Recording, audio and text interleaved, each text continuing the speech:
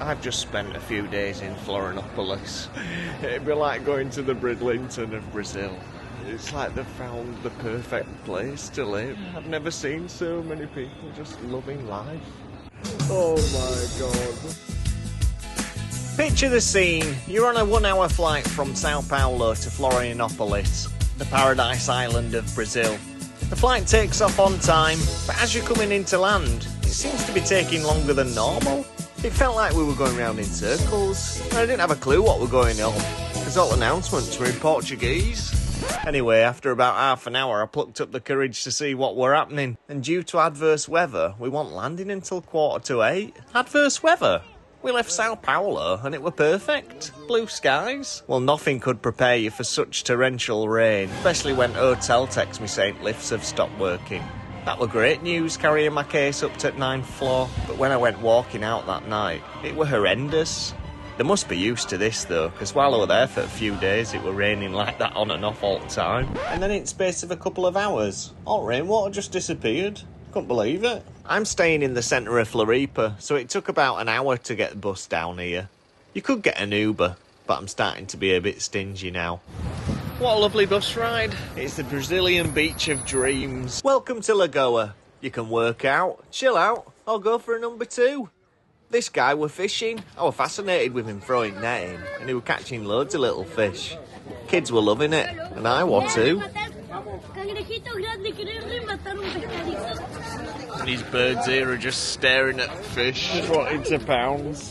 They don't dare, do they? I think it's confusing for British people, because when they see it cloudy, you think, like I watched hot videos here and I thought, oh, it will be shit, because it's just cloudy all the time. Do you know what? It makes it perfect, because it's not too hot. It's just the right temperature. I've come for a walk out to this little lighthouse post. I'd planned to go on a bit of a hike from Lagoa Beach all the way to the next beach down. Only problem was, there's a mountain in the way. But from the reviews I'd seen online, it didn't look that difficult of a climb. I don't know whether I've come the wrong way or what, but this is definitely not easy. After last night's heavy downpour, the rainwater was still coming down mountain, wasn't it? And it's going to take the fastest path down, which just so happens to be the path I'm climbing. I thought this was just going to be a leisurely stroll. I've just seen a massive bird at the top of this mountain. An hour and a half later and I'd made it to the top of the mountain.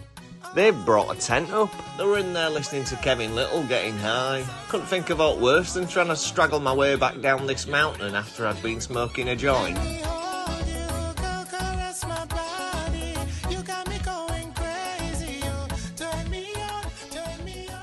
We're going to have to go back the same way we came because I can't see a path through that shit.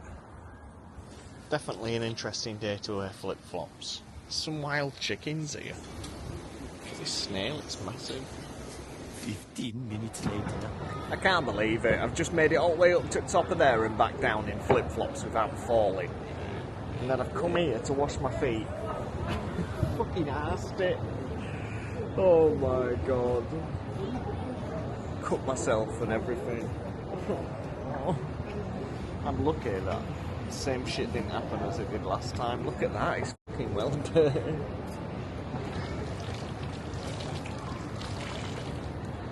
Should see my ass. I've come to buy some new ones. These are only £3. I just wear the same shorts every day. It's easy to mix and match, isn't it, when it's just same shit. Ended up buying 2. When you find a nice pair of shorts that you like, that just makes everything easier, doesn't it? Got a clean pair now. The sun is absolutely beaming, and I'm walking around the main town of Florianópolis.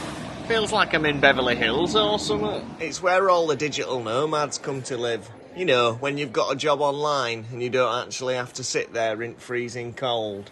They all come here. I mean, look at it. It's beautiful. Cost of living's cheaper than abroad. And this is the safest place in Brazil, so you can even walk around with your Burberry watch on. It just looks perfect. It just feels like I'm in a movie set. Listen to the bridge when cars go by.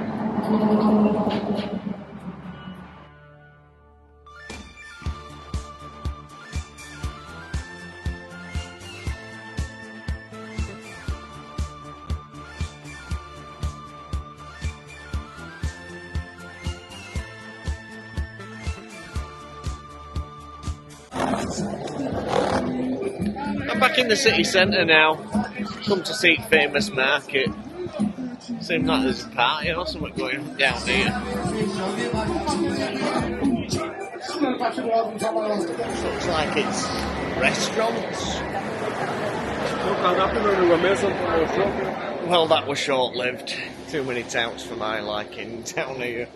I thought it was like a nice fruit market. Must be closed because it's a weekend.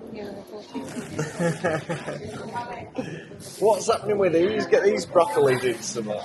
Right, well, I've got some news. We're going on a boat. A little catamaran. That'll be nice, won't it? Setting up in 20 minutes. Here's a sign. Well, it better be 4 times better than a gay sauna. It's cost me 20 quid to come on this boat trip. See this boat on the left-hand side? It's only a £5 to go on there. I wonder why they didn't have prices everywhere. I guess it is a catamaran though, isn't it? Mine's yellow wristband. If I'd have paid an extra tenner, I could have had a buffet. Oh, this is devastating. Can't walk around with it like that.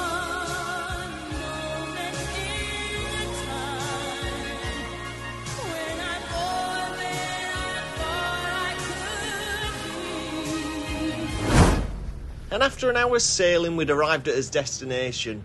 There's 2 islands that are just covered in birds. It looked surreal just seeing that many big vultures and that, chilling out in the natural environment. After a few minutes of bird watching, we turned around and headed back to the city centre. We sailed under the bridge that I walked over earlier, connecting the island to the mainland. It were a magical way to see the sunset.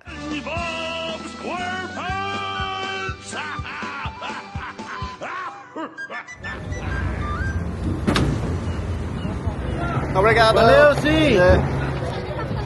Back on dry land and it's the end of the day. They're all having a photo next at Floripa side. You can't even see it, there's too many people. Well, thanks for joining me on that epic boat trip. That were well worth 20 quid. Shouldn't be so stingy next time, but yeah, definitely a top recommendation for Floripa. So thanks for joining me and I'll see you next time. Bye!